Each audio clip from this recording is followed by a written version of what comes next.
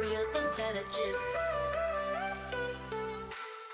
All right, so get this. Brazil's Supreme Court just made a huge decision, and you've asked us to unpack it. Mm-hmm. They ruled that adult Jehovah's Witnesses can refuse blood transfusions even in, like, life or death situations. And here's the kicker. The court also said Brazil's public health system has to provide alternative treatments whenever possible. Whoa. This is a fascinating case because it pits some major rights against each other. Right. Freedom of religion, the right to health, personal autonomy. It's a real head-scratcher. It is, and we've got breaking news from Brazil's G1 Globo. We've got info straight from the Jehovah's Witnesses' own website, and we even pulled a policy brief from the World Health Organization to try to make sense of it all. Yeah, it's a perfect example of how a single legal case can unlock these really complex questions. Okay, so let's break this down. The G1 article frames this ruling as a major win for religious freedom in Brazil. And for the Jehovah's Witnesses themselves, this is about way more than just one faith. Right. They see this as a victory for anyone who wants to choose alternative treatments. Their website really emphasizes that informed consent piece, right? Yeah. They believe individuals should have the final say in their own medical decisions. Exactly. They've been advocating for this for a long time. Which makes the part about children really interesting. Yeah. The article mentions that parents can't refuse transfusions for minors. So how does that work with their belief system? Well, it comes down to who can legally make those informed decisions. Minors can't legally give consent. So the court essentially drew a line. Okay. Adults can choose, but parents can't make that call for their children. Okay, that makes sense. But on a practical level, what are the alternatives to transfusions? Right. Aren't there situations where a blood transfusion is the only way to save someone's life? That's where things get really intriguing. The World Health Organization, the WHO, actually addresses this. They have this thing called patient blood management. Patient blood management. What is that?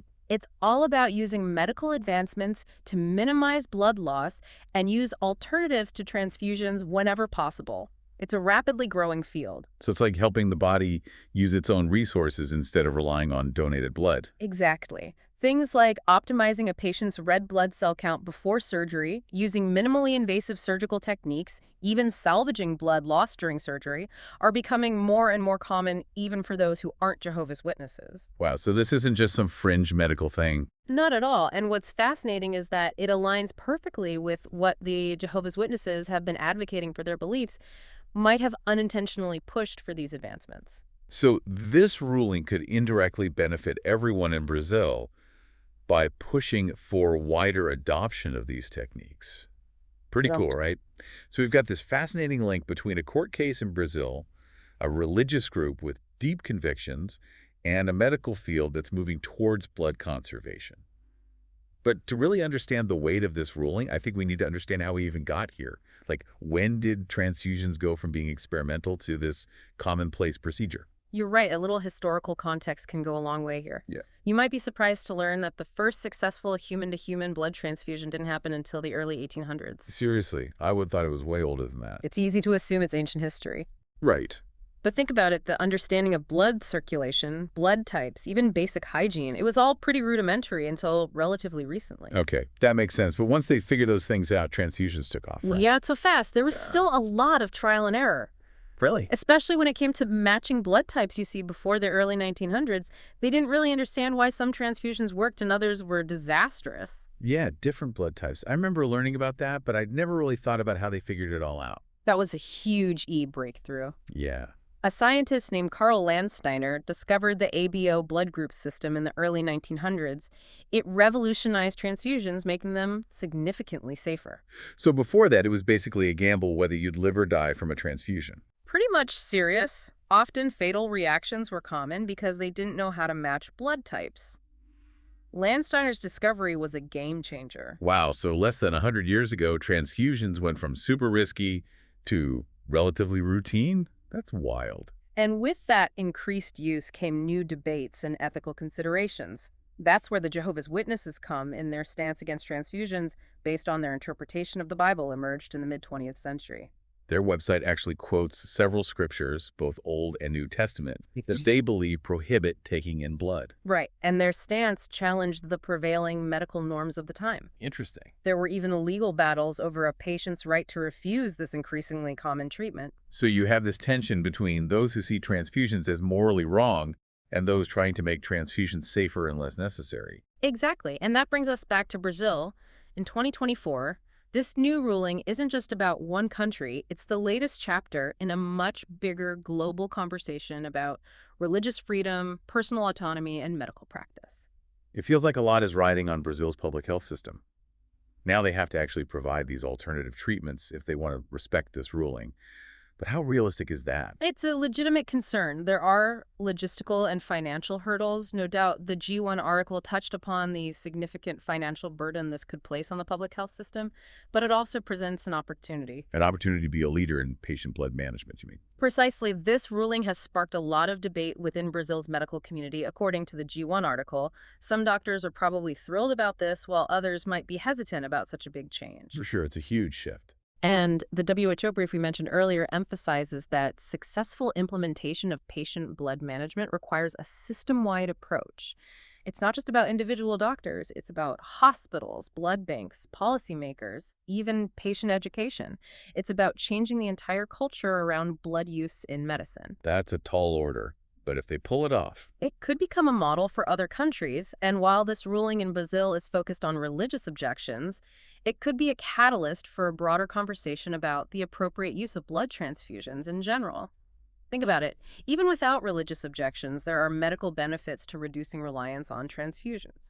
less risk of complications, lower healthcare costs, potentially even better outcomes for some patients. Right. You're saying that reducing transfusions could actually be a good thing for everyone, not just people with religious objections. Exactly. And this case in Brazil, as niche as it seems, could end up being a turning point in how we think about blood transfusions. It could push for a more informed and nuanced approach to this procedure that's been a cornerstone of medicine for so long.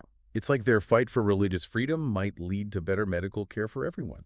That's pretty amazing when you think about it. It really highlights how these seemingly separate issues, religion, law, medicine, are all intertwined, and it begs the question, how much do most people really know about the potential risks of transfusions? That's a good point. Yeah. I think most people, myself included, just assume that if a doctor recommends a transfusion, it's absolutely necessary. We don't really think about it. Right, and often it is the best course of action. But the WHO report brought up something really interesting. It said, there's growing awareness in the medical community that blood transfusions, while they can be life-saving, aren't risk-free. Yeah, they mentioned things like the small chance of bloodborne infections, potential immune system reactions, even just plain old human error. And when you factor in these new advancements in patient blood management, which offer viable alternatives for many, shouldn't all patients at least be informed about these alternatives? So even if a transfusion is an option, patients should know what else is available and be part of that decision. Exactly. It's about empowering patients to make the choice that's right for them based on their values and their individual situation.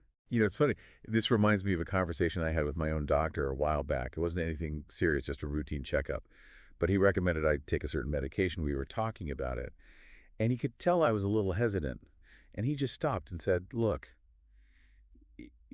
you know your body better than anyone. We can always explore other options if you're not comfortable with this. And I realized that should be the case with any medical decision, right?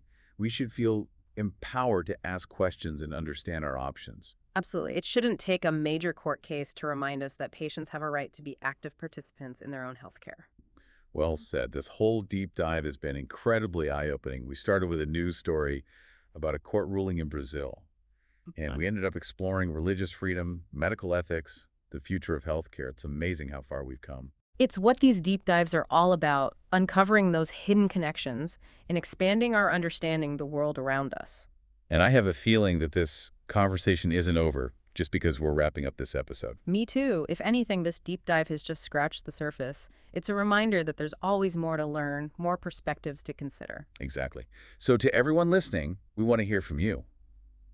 Have you ever questioned a medical treatment? How much do you know about your options when it comes to healthcare?